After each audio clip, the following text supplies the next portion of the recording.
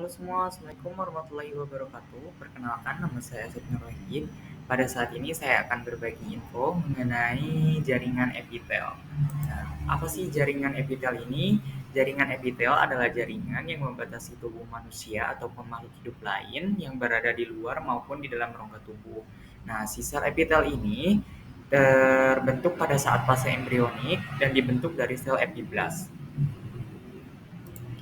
Kemudian, berdasarkan posisi lapisannya, si epitel ini dibagi menjadi 3 kategori. Ada untuk pelapis luar tubuh, membatasi rongga dalam, dan juga membatasi rongga-rongga. Untuk si pelapis luar tubuh, bisa kita bilang sebagai lapisan epidermis. Salah satu contohnya adalah kulit. Untuk si pembatas rongga dalam, atau bisa kita sebut ektodermis. Nah, ini tuh biasanya melapisi mukosa mulut dan juga lidah. Pokoknya yang berada di dalam tubuh manusia. Nah, sedangkan untuk yang terakhir sebagai pembatas rongga atau mesodermis atau mesotelium, ini biasanya berada di rongga tubuh bagian dalam banget.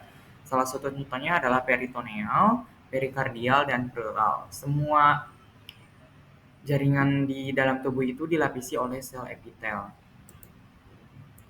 Kemudian berdasarkan bentuk dan susunannya, epitel ini dibagi menjadi beberapa. Yang pertama adalah bentuk lembaran atau squamosa, kemudian kuboid atau kubus, dan juga kolumnar atau kolom.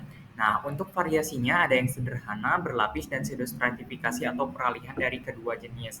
Untuk yang sederhana biasanya itu tuh hanya terbatas di satu bentuk. Untuk yang berlapis itu terdiri dari berbagai lapisan. Kemudian pseudostratifikasi ini aslinya itu cuma satu lapis, tapi karena berkelok-kelok jadi kelihatannya seperti berlapis-lapis.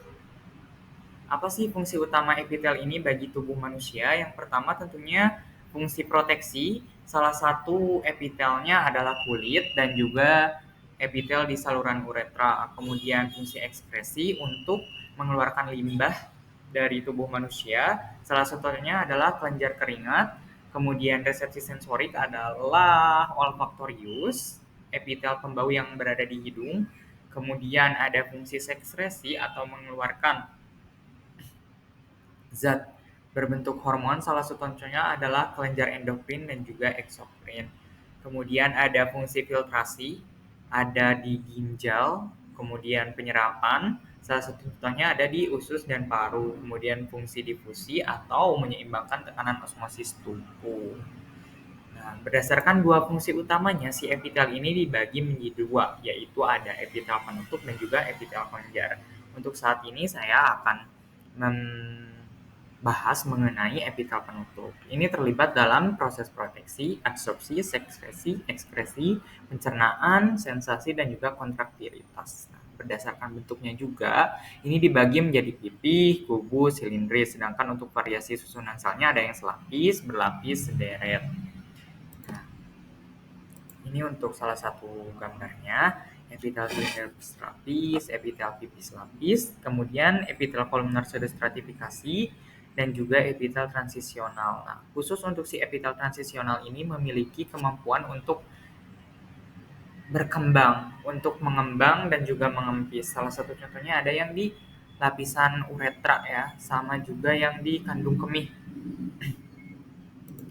Kemudian ada epitel kelenjar. Nah, epitel ini dibentuk oleh sel-sel yang dikhususkan untuk sekresi, biasanya di dalam jaringan ditunjang oleh pembuluh darah dan juga saraf. Nah, untuk si jumlah selnya ini dibagi menjadi dua utama, yaitu uniseluler dan multiseluler. Untuk letaknya sendiri ada yang berada di dalam tubuh banget dan ada yang endo atau ekso berada di luar. Kemudian untuk cara penyalurannya sendiri ada eksokrin, endokrin, dan endoeksokrin. Nah, khusus si epitel kelenjar ini, si eksokrin disalurkan melalui saluran sendiri, ada saluran khususnya, salah satu contohnya adalah kelenjar parotis.